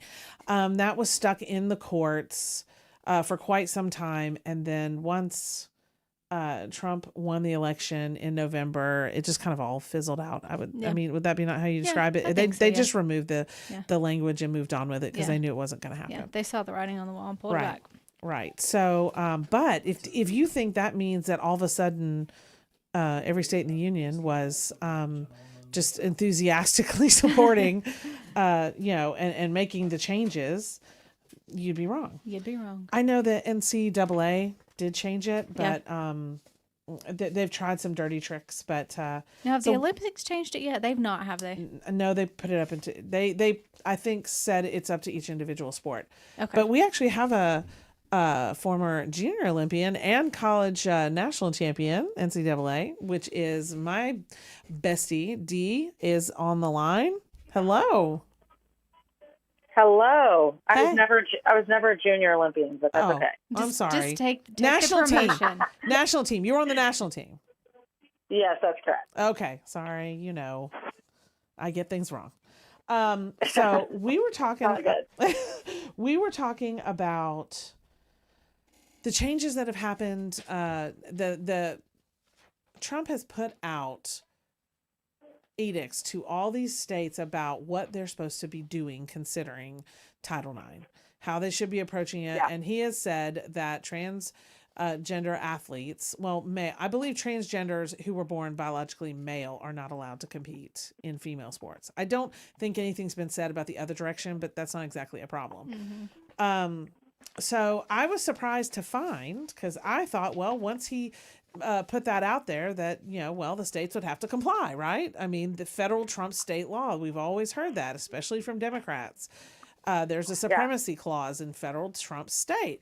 So, but would you be surprised to learn that 23 states still do not have laws on the books about transgender athletes, and a lot of them are refusing to play ball. They're refusing to change things. They're saying that they're calling it a human rights issue, and they're basically stating that they can't deny transgender athletes due to human rights.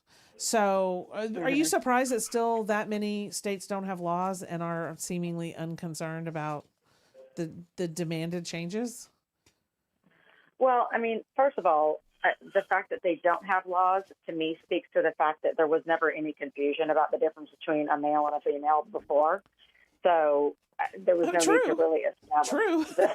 There is no need to establish a law about what a woman is and what a man is, or what a male is and what a female is. So therein lies the sort of crux of kind of underscoring our entire reason for existing as a nonprofit organization saving Title IX. Like it just used to have to be something we had to define. Right. No, I'm not surprised that 23 states are being non-compliant because, I always look at everything through a spiritual lens. Right. And, the Bible talks about that, during perilous times, these are the kinds of things that you'll see. And one of those things is rebellion. And just lovers of self. People will be lovers of themselves. And, we are now in sort of this, we've been in this for several years now, this sort of self-love movement. Right. Where, there's a hyper focus on self and a hyper focus on taking care of self, and that self defines what's good and bad and what's right and wrong, which is literally devil doctrine. So I'm not surprised, but I also recognize that anytime you have anything, first of all, if Trump, it's not even really about the what, it's about the who, right? As our some of our favorite content creators, the Cartier family always says, it's not the what, it's the who, and it's because it's Trump, right, who has laid down this edict, and it's because it's Trump who has said, this is the definition of this, and we're not doing this anymore, and males don't belong in female sports. It's I think that it is a combination of what, but also who is saying it. There is just a hard and fast rule by the left that if Trump says the sky is blue, then they're going to say it's, green. There's not any. They're very stiff-necked sort of, about him. Yeah, and I also think that there's this very strong mission to feminize males. Like it's an agenda by not just the left, but the toxic feminist left, and we see it, in everything from television programs that I don't watch, movies that I won't see, commercials, ads. There's this sort of this emasculation and making men eunuchs, or feminizing men to the point where people are being. It's not just about compliance and agreement. But it's not just about agreement, but it's about compliance and it's about advocacy, right? Support and then advocacy, yeah. Advocacy, required. For required. Literally the opposite of what God says. Right. So ultimately, this is what it always is, which is a rebellion against God, and His design for people. But it also gives us, as a nonprofit organization, Saving Title IX, it gives us, our continued mission to not only, it's not really just about raising awareness, it's about affecting change, right? Affecting change and affecting legislation. Right. Putting pressure on this at the state level, through grassroots efforts, and then, which would be sort of my domain in our group. I would like to work through, athletic programs, and specifically I'd like to really mobilize advocacy with parents. Like, where are the parents, speaking up on behalf of their daughters? I see the athletes speaking up now more, but I'm not really seeing the parents say, this is not acceptable for my child, and this is not acceptable, for the amount of money we've invested, right, in my child's sport, my child to be able to excel and succeed in the sport, which by the time they get to college, again, is 10 years minimum and thousands and thousands and thousands of dollars. Tens of thousands. You well know, Laura. No, absolutely. Yeah. Yeah. Plus, where's the? I agree with that, and I also say, especially the dads. Like, where's the dad saying, this man's not going in the locker room with my daughter. I hear the music. You can hang over for the next segment, right? Yeah, sure. All right, so we'll talk about this a little bit more and talk about some specific cases. So we will be right back, guys.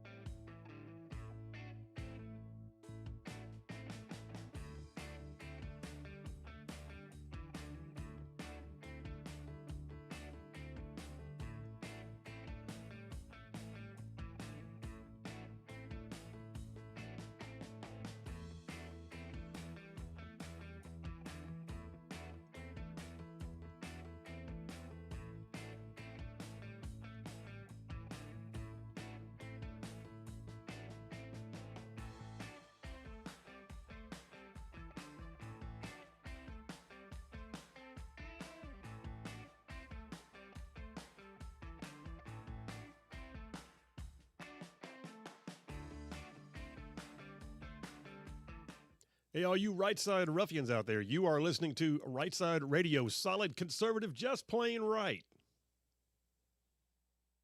Turn it up.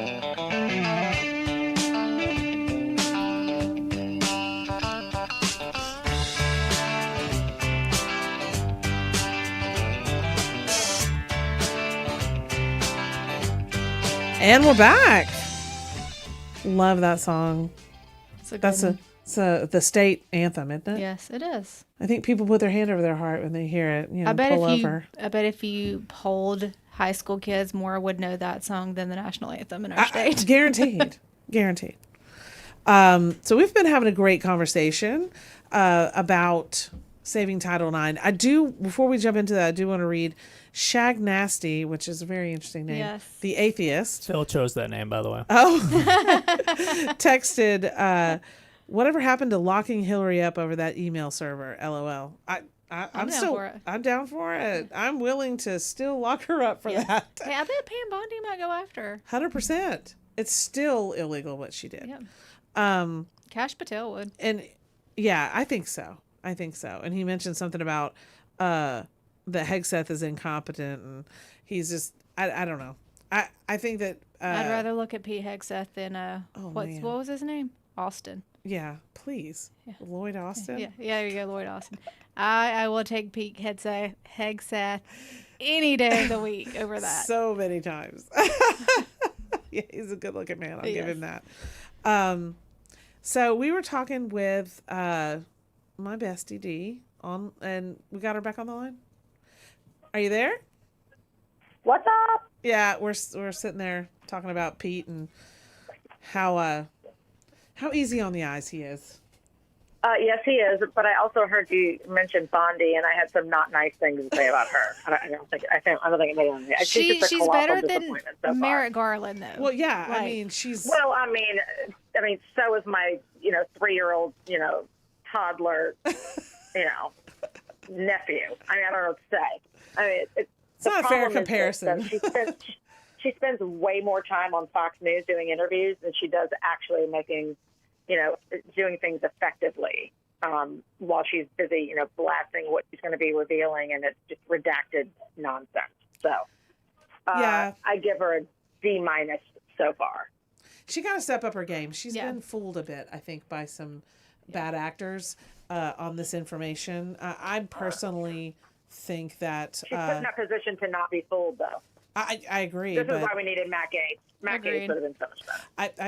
I agree. And I think that there's too many big, large actors and large donors on both parties that are a part of some of these lists that have no intention of them ever seeing the light of day. Agreed. I don't think they will. Yep. Agree. All right. So back to I wanted to talk about something that I read about an athlete in Oregon. Oregon's one of the states on my list. They don't have any laws prohibiting transgender athletes competing and in their chosen gender. And because don't get me wrong, people, transgender athletes can compete all day long, but they have to compete in the men's division, and they don't want to do that. So in Oregon, there was this was very recent. A high schooler athlete. It says Ada, but I'm willing to bet it's like Adam or something. Ran in the 200 and the 400 events. In the 400 event, he finished nearly. I mean, it was like 8 seconds before. 7 seconds. Yeah, before the number 2 competitor, and in track, that's like a light year. It's a long time. And that's like 5 touchdowns in football. I know, and he blowout. the same thing in the 200. He finished a couple of seconds ahead, which we're talking about. They're going by milliseconds typically, or even Correct. photo finishes in track, and it's just kind of proves to me that it just makes a mockery, and And I found it interesting. Riley Gaines even commented, "Another day, another boy dominating girls' sports." And the parents were quite upset about this. There's been a bit of a controversy going on. And what I'm asking is, how are they justifying to keep doing this? How does Oregon justify saying, oh well, it's civil, or they call it like human rights instead of, the federal government says they cannot compete. I don't get how they're just going to thumb their nose and think it's going to work. Well, I mean, anytime you have, a radical, zealous group that is basically a cult and has a cult following, cults are going to do cult things, right? And cults are going to cult. Right. And there's a, but one of the hallmarks of every cult is that they manipulate language to try to control people. Right. And so that's Marxist playbook is to, change the meanings of words or manipulate words so that they have a meaning that's no longer understood as the universally understood, meaning. Right. So human rights, which again is as opposed to what? Animal rights? Like what are we comparing this to? Right. What about the human rights of the girls? And of course, I refuse to use the T word because these are not, I don't acknowledge anybody who's pretending to be a woman as anything other than a man or a male. Right. So boys in girl costumes pretending to be girls and then beating the crap out of girls in athletic events is one of the, I think, last bastions that they have to hold on to in this new administration where they're saying, no, we're putting our foot down on this. And to me, it just points to the bigger issue, which is that the left has learned nothing from November 5th, 2024, like Right. nothing. And they're doubling and tripling down on delusion, doubling and tripling down on dummy McDum-Dum, and it's not going to work. I mean, ultimately what's going to happen is there's going to be such a revolt about this that there's going to be, we've seen it a few times, but not, in my opinion, not enough times. But what's going to happen is girls are just going to have to take, be the sacrificial lambs, as it were, and walk away, forfeit competition. Yeah. They're going to have to forfeit competition so that these males are just competing by themselves, against themselves, for themselves. I want to highlight too another one in Maine. This one is in pole vaulting, and this competition was held end of February, where a pole vaulter who was a male won, competing in the female category, and not only did he win, but his victory played a decisive role in helping the school clinch the overall girls' state championship by 1 point. And I'm just saying, it's just, I look at this and I think all of these girls worked so hard for so long and they lost a championship.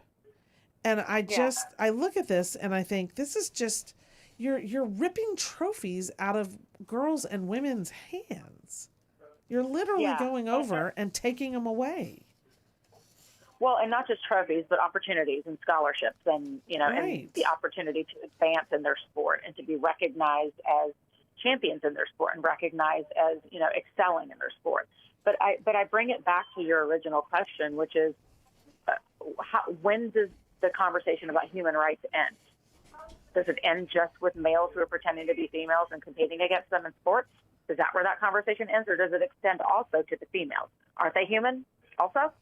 So I think that there's not going to be any real needle moving until, again, the parents really stand up for their daughters and say, yeah, she's a human also, a human who has, and hit them with facts, a human who has invested this much time. We have invested this much money in her career. We have invested, in my case, I was in a sport where we had to move all over the country to get the best coaching, right? So you can imagine how expensive that is. And then if they happen to, be, a national champion level, Olympic level, it's even more expensive. Believe me or not, it's not less expensive. It's more expensive, even with a sponsor. So it's going to take the parents really standing up, not just after an event, but before these things happen, right? There needs to be a concerted coalition that is organized. And that's why I'm so grateful that we have Saving Title IX, our organization, because we can function as the umbrella organization, right? For all of these advocacy groups to sort of band together using our organization as the glue and really start making some noise where people are going to be listening and can't help but listen. Right. Totally agree. And I think that's what it's going to take to move the needle. It's what it's going to take. Yeah. And I hate to see people shamed, and I hate to see people silenced like they have been. In that Maine situation, there was a state rep that really came to the girls' team's defense and really started saying, this isn't right. And she was absolutely excoriated in the state of Maine. Mm-hmm. And she was, just basically told that, kind of pushed out and said, you're the only voice that's saying this.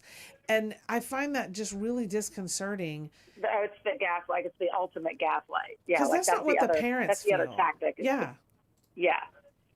But here's the thing, though, and you know how I am. Y'all both know that I am, not one to. I don't go quiet into that good night. Mm-mm. But I think it's going to take a lot of people sort of getting a bit of an attitude and not allowing themselves to be bullied into submission, especially, in the heat of the moment, right? When you're standing in front of a group of people with a microphone in front of you and you're protesting, this extreme injustice. Right. And it's an extreme injustice that really just boils down to common sense and biology. Men are bigger, stronger, faster. Their muscle fibers are quicker. Their instincts are better.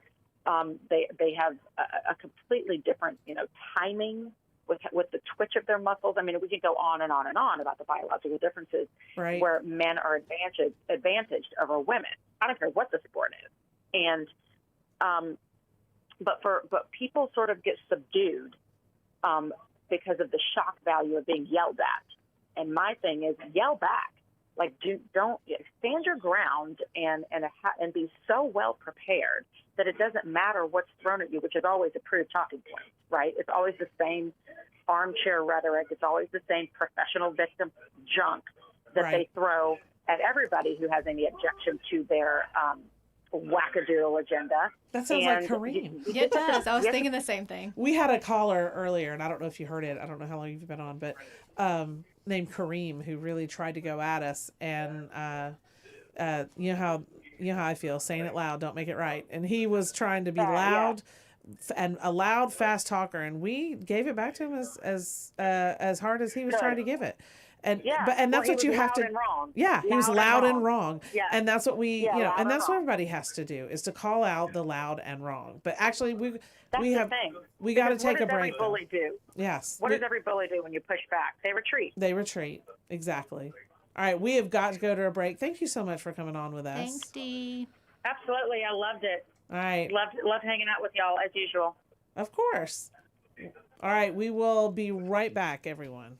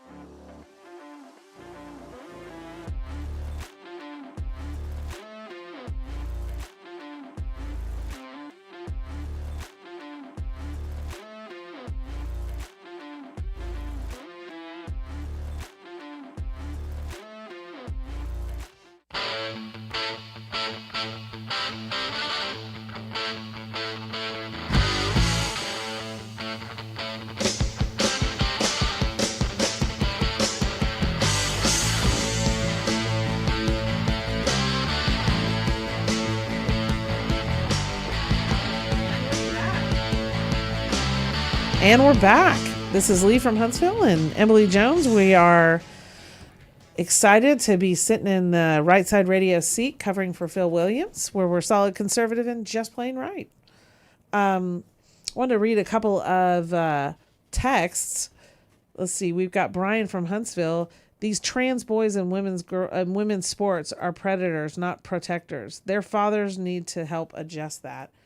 I've said that before. I've always been surprised that the dads and the moms don't step up more. Yep. It seems to be a bit missing. That's always my complaint. Right. Shag Nasty, the atheist, said can't exaggerate how wildly unfit for office the Trump clan is. Oh, well, okay. So yeah, We're I guess gonna you disagree with that. Yeah, I guess you felt like Biden was appropriate. He Okay. showered with his daughter. Oh, yeah. Let's throw that out there. Ew. All right, let's see. John from Huntsville. Uh-oh. Uh-oh. The grades are in. Uh-oh. Drum roll. JP and Phil both get an A+ for Well their done. equally fantastic performance. Amy and Dee both get an A+ for their Ooh. equally spectacular performances, which means today's co-winners are obviously Emily and Lee with an absolutely perfect A+ for their spot-on commentary and for their absolutely perfect way they handled Kareem's phone call. Congratulations. And just for you, Lee, roll tide. Oh, my Roll God, I'm fainting. I've never gotten a roll tie from John. What the heck? I will wear this as literally, I'm going to print this out and wear it as a badge. This is so awesome. That's awesome. Thank Yeah. you, John. Yeah, appreciate it. All right. And Fritzy from Huntsville says, good job, ladies. I caught a bit of the Tesla bit and you're spot on with the trans athletes. Thanks, Fritzy. Appreciate it. Yep. All right. So we're going to take a quick call. And this is Jeffro from Indiana. All right. You on? Yep, I'm here. Awesome. You're doing a great job, both of you. Well, thank you. Where are you at today? Middle of Nashville. Oh, that's typical. Swing by the Tesla Nashville dealership, as check we- on them. yeah, I go to the, Kareem was right. Okay. How so? Social Security is being cut if you're over 120 years old. That's true. That is a valid point. If you're dead, you no longer get to collect that. Maybe that's the problem. Maybe Kareem's 120-year-old relatives It are could be. really insulted by their cut in Social Security. Yeah, he might be collecting off a great grandma and great grandpa. I mean, you never know. That would explain the hate. And it would explain the 200-year-old people. Yeah. No, I think that's so funny. Since the oldest person in the world just died and she was like 114 or 115. Yeah. Yeah, all these 120s? No. Yeah. No. So you enjoyed the call, though, huh? Oh yeah. Quite lively. But you're talking about these Title IX. Mm-hmm. There is no such thing as a transgender. Amen. There's only people who have gender dysphoria and posing as somebody that Fetishes. funny that we have all these male athletes that can't perform too well in the male world, but they go and dominate the female sports scene. So yeah. I always I don't know who said this, but I heard it. It might have been Riley, but she said women's sports are not the place for mediocre male athletes. Yep. It's kind of like a movie, a Johnny Knoxville movie. Have you ever seen The Ringer? No. I don't think so. It's actually a really good movie, and it's where he wants to make some money, so he poses as he wants to win the Special Olympics. So he poses. There was money involved there, so he's posing as someone who is a special needs person, even though he's not, so that he can win the Special Olympics. And it is a hilarious movie. It's kind of like what's going on here. It's how is that different? What if you identify as I don't know, handicapped or something? Like, how is it different? It just isn't. Yeah. So I totally agree. It's like maybe I want to identify as a 13-year-old. Does that mean if I have sex with someone that over 18 that they're going to be charged with rape? I mean, make it make sense. I mean, that's what I'm saying. It makes as much sense as the other thing. Exactly. You're so right. Well, thank you for calling in today. I appreciate it. Well, I always love hearing you. Oh well, thank you. You And you're do a gonna have to fantastic job. you're gonna have to stop by Huntsville one day. Where I'll have to have lunch. We'll meet up one of these days. I get down that way. All right. Well, you have a great day. Have a good one. Thanks. All right. Thanks, everyone. Phil will be back tomorrow. Maybe Thank Kareem will you. call back in again. I hope so. Thanks, Kareem, for making it memorable. Absolutely.